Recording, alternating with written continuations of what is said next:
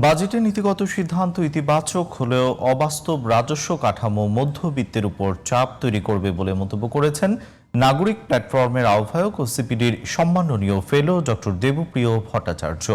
রাজধানীর মহাখালীর ব্যাক সেন্টারে আয়োজিত নতুন বাজেটে নাগরিকদের সুরক্ষা বিষয়ে ব্রিফিংয়ে এই মন্তব্য করেন তিনি। ব্রিফিংয়ে শিক্ষা খাতে বিনিয়োগ বাড়ানো এবং মূল্যস্ফীতি নিয়ন্ত্রণের পরামর্শ দেন বিশিষ্ট ব্যক্তিরা। আরও জানাচ্ছেন মিফতাক আলী। 2026-27 অর্থ বছরে প্রস্তাবিত বাজেটের নানা দিক তুলে ধরে সোমবার রাজধানীর ব্র্যাক সেন্টারে জাতীয় বাজেটে অসুবিধাগ্রস্ত মানুষের সুরক্ষা বিষয়ে মিডিয়া ব্রিফিং এর আয়োজন করে এসডিজি বাস্তবায়নে নাগরিক প্ল্যাটফর্ম বাংলাদেশ।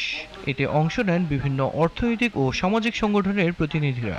আমাদের ইনভেস্ট করতে হবে শিশুদের জন্য, যাতে উপজেলা, জেলা এবং তৃণমূল পর্যায়ে আমরা পর্যাপ্ত পরিমাণ বাজেট রাখতে পারি শিশুদের প্রতি সহিংসতা রোধ করার জন্য। আমার সবচেয়ে বড় ব্যর্থতা কি, আমি বিদেশে পড়াশোনা করেছি, মানুষ এটা গর্বের সাথে বলে, বাট এটা গর্বের কিছু নেই, because I was not provided quality education in this country. That's why I had to seek higher education abroad. এখন even worse, my son is doing the same. মূল প্রবন্ধ উপস্থাপন করে বাজেটের বিভিন্ন অসঙ্গতি ও করণীয় তুলে ধরেন বিশিষ্ট অর্থনীতিবিদ ও নাগরিক প্ল্যাটফর্মের আহ্বায়ক ডক্টর দেবপ্রিয় ভট্টাচার্য। সঞ্চয়পত্রের উপরে যেটা 5 থেকে 10% করা হয়েছে, আমরা খুব নিশ্চিত না এটা খুব উপকারী হয়েছে কিনা। এবং একই রকম ভাবে ইনভেস্টেড লিস্টেড সিকিউরিটিজের ক্ষেত্রেও ওই লাইফ ইন্স্যুরেন্স প্রিমিয়ামের ক্ষেত্রে এটা 15 থেকে 10%তে নেওয়া হয়েছে। এটা তো আমরা খুব নিশ্চিত না যে এটা ঠিক হলো কিনা।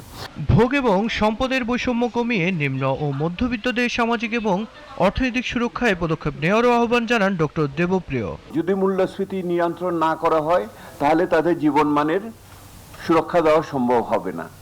2 নম্বর, তাদের যদি কর্মসংস্থান না হয়, উৎপাদনমূলক কর্মসংস্থান, আয়বর্ধক কর্মসংস্থান না হয় যেখানে বিনিয়োগযুক্ত, তাহলেও তাদের পক্ষে এই সুবিধা পাওয়া সম্ভব হবে না।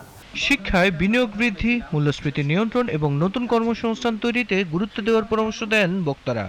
ইউটিলাইজেশন রেটটা কিন্তু বরাবরই কম। সংগ্রাম করতে হয়েছে, বাংলাদেশে পিডিপি 4 আর 5 এর কথা এসছে। বাংলাদেশের জন্য সবচেয়ে বড় গ্রান্ট যারা দেয় তারা হচ্ছে global partnership for education, GP, $228 million বোধ হয় এবার, কিন্তু গত বছর তারা বরাদ্দ কমিয়ে দিয়েছে। আমরা যদি সত্যিকারভাবে জনকল্যাণমুখী একটা রাষ্ট্র করতে চাই তাহলে আমাদেরকে এই বিষয়গুলো মাথায় রাখতে হবে, এবং এটা কেবলমাত্র বাজেটের বিষয় না, এটা সামষ্টিক অর্থনৈতিক ব্যবস্থাপনার বিষয়, এটা দৃষ্টিভঙ্গির বিষয়, এটা বাস্তবায়ন সক্ষমতা, প্রাতিষ্ঠানিক সক্ষমতার বিষয়। বাজেট বাস্তবায়নে সুশাসন প্রতিষ্ঠার বিকল্প নেই বলেও মন্তব্য করেন আলোচকরা। মিফতাক আলী, জিটিভি নিউজ, ঢাকা। আর্থিক সংকটের কারণে স্বল্প আয়ের মানুষ যাতে স্বাবলম্বী হতে পারে সেই লক্ষ্যে ফ্যামিলি কার্ড কার্যক্রম গ্রহণ করা হয়েছে বলে মন্তব্য করেছেন অর্থমন্ত্রী আমির খসরু মাহমুদ চৌধুরী। সোমবার অর্থ মন্ত্রণালয়ের সম্মেলন কক্ষে ফ্যামিলি কার্ড প্রদান সংক্রান্ত মন্ত্রিসভা কমিটির বৈঠক শেষে সাংবাদিকদের তিনি বলেন, ফ্যামিলি কার্ড কার্যক্রমে দলীয় নেতা কর্মীদের সম্পৃক্ত করা হবে না। অর্থমন্ত্রী আরও বলেন, ভঙ্গুর অর্থনীতিকে স্থিতিশীল ও সমৃদ্ধশালী করাই বাজেটের বড় চ্যালেঞ্জ হিসেবে দেখছে সরকার। অর্থনীতির গণতান্ত্রিক একটা গ্রুপ বেনিফিট পাবে, এখানে পৃষ্ঠপোষকতার রাজনীতি হবে, আর বাকি দেশের লোক অর্থনীতির কোনো সুযোগ পাবে না, তাদের কাছে অর্থনীতির সুফল তার কাছে যাবে না, সে অংশগ্রহণ করতে পারবে না।